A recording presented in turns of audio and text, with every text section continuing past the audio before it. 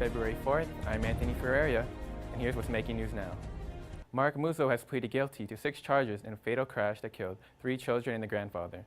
Musso made his plea this morning. The 29-year-old was charged after a crash in Vaughan last September that killed 4 members of the Neville Lake family. Musso's blood alcohol was 2 times above the legal limit. Musso's out on $1 million bail.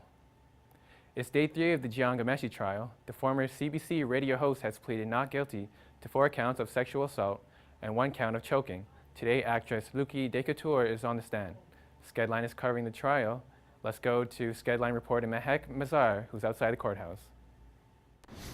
I'm at Old City Hall for day 3 of the Jian Ghomeshi trial. Ghomeshi was charged for 4 counts of sexual assault and 1 count of overcoming resistance due to choking. Now, this morning began as media lawyers advocated for the release of a photo that was discussed on Tuesday. The judge overruled this, and so the photo will not be released to the public.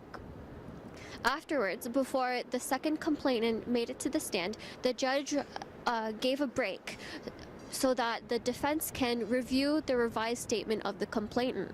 Now, this complainant, the second complainant, can be identified, and she is the actress Luki Decouture. Luki Decouture brought in the 1 charge of sexual assault and the larger charge of overcoming resistance due to choking. We'll have more updates for you throughout the day as our reporter Eric McLaren is in the courtroom tweeting from our handle SKEDline. For SKEDline, I'm Mehek Mazar. Ontario is investing $900,000 to create jobs and training for the Aboriginal community in the Greater Toronto Area. SKEDline reporters Ree Manguette and Camille Bonaventura cover the story. You can check it out on skedline.com. Now let's head over to weather. It's Thursday, February 4th, and 2 degrees. It's cloudy and there's a little bit of wind. As we move into the evening, the weather will go down to -3, and as we move into Friday morning, -1. Yanis Kamzi, skedline.com. Back to the studio. Thanks, Giannis. And now for your 5-day weather forecast. On Friday, it is partly cloudy with a high of 1. On Saturday, it is snowing with a high of 2. On Sunday, it is partly cloudy with a high of -1. And both Monday and Tuesday is supposed to snow with a high of 0. This is Lloyd Kwanzaa with your weather update.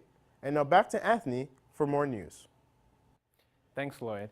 Prime Minister Justin Trudeau says the government will speed up their $700 million in Alberta infrastructure spending. Trudeau and the Premier Rachel Notley announced a plan yesterday to help boost the province's economy, which has been struggling because of the plummeting oil prices. The loonie is having its best day of the year so far. The dollar was trading above 73 cents US this morning for the first time since December. The loonie gained 1.32 US cents yesterday. Brazilian health authorities confirm Zika virus can be transmitted through a blood transfusion. A patient received blood from a donor who had been infected with the virus. The Center for Disease Control confirms that the Zika virus in Texas was transmitted sexually. The CDC is advising women to protect themselves if their partner has traveled to areas where the virus is circulating. WikiLeaks founder has won UN backing. The UN panel has ruled in favor of Julian Assange, saying that he is arbitrarily detained in Ecuador's London embassy. Assange has spent 3 years in the embassy to avoid prosecution on rape, allegations from Sweden. Greek police have fired tear gas during a demonstration in Syntagma Square in Athens. About 50,000 people marched on Parliament during a strike. The protesters are rallying against pension reforms that are part of Greece's 3rd international bailout. Now let's go to sports. Thanks, Anthony. The Humber Hawks women's softball team heads to South Carolina to play some of the best softball teams in the U.S. The Hawks will compete in 5 doubleheaders, with the first game scheduled on February 14 against the Columbia Cougars. The tournament is 11 days long with 10 games, including 2 games with the best American teams, South Carolina State and Winthrop University. High school senior Jake Blair will join the Humber Hawks men's volleyball team in the upcoming September OCAA season. The 6'2" right side hitter was a captain of his Mississauga high school team. Blair's former coach was Humber alumni Derek Quinn, a setter who led Humber to the 2012 national championships. Blair will enroll in Humber's massage therapy program. Moving over to the NBA, the Raptors will try to start a new winning streak when they go up against the Portland Trail Blazers tonight. It's been one heck of a run for the Toronto Raptors as they've been breaking and setting records this season. They've had 7 straight wins at home and 4 straight wins on the road. Their 11-game winning streak was broken by their 93-112 loss to the Denver Nuggets on Monday night. Following one of his worst offensive games this season, Stephen Curry made up for his performance with a win against the Washington Wizards. Curry scored 51 points to lead the Golden State Warriors past the Washington Wizards, 134-129, for their 8th straight victory. The Warriors will host Oklahoma City Thunder on Saturday.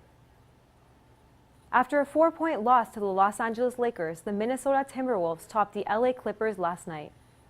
Andrew Wiggins scored 21 of his 31 points in the first half, and Zach LaVine added 17 off the bench for the Wolves. Karl Anthony Towns finished with 17 points and 12 rebounds. The Wolves finished the game at 108-102. They will host Chicago this Saturday. Even without their leading scorer, the Charlotte Hornets finally found a way to beat LeBron James.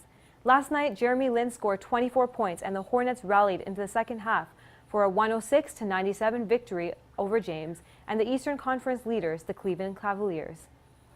The Hornets ended James's personal 21-game winning streak. The Cavaliers will lead to Boston to play the Celtics Friday night. In hockey news, goalkeeper Ben Bishop made his 24 saves to earn his 100th win with Tampa Bay Lightning. Last night, Tampa Bay beat the Detroit Red Wings 3-1. Tampa Bay will face the Pittsburgh Penguins in their home arena tomorrow night. Centerman Sean Monahan led the Calgary Flames to a victory over the Carolina Hurricanes last night. Calgary broke a 1-1 tie midway through the second period, resulting in a 4-1 win. Calgary will be playing the Columbus Blue Jackets tomorrow night. The Calgary Flames defenseman Dennis Wideman has been suspended for 20 games by the NHL. During a game on January 27, Wideman body-checked a ref from behind on his way to the bench. Wideman will return to the lineup March 14 against St. Louis. The Buffalo Sabres became the latest team to beat the crumbling Montreal Canadiens last night. The Canadiens were coming off a 4-2 loss Tuesday night in Philadelphia. The Canadiens play the Oilers on next Saturday. That's all for sports. Now back to Anthony for more of today's news. Thanks, Raven. That's all for the news today. For all of our news coverage, check out skedline.com. I'm Anthony Ferreria. Until next time.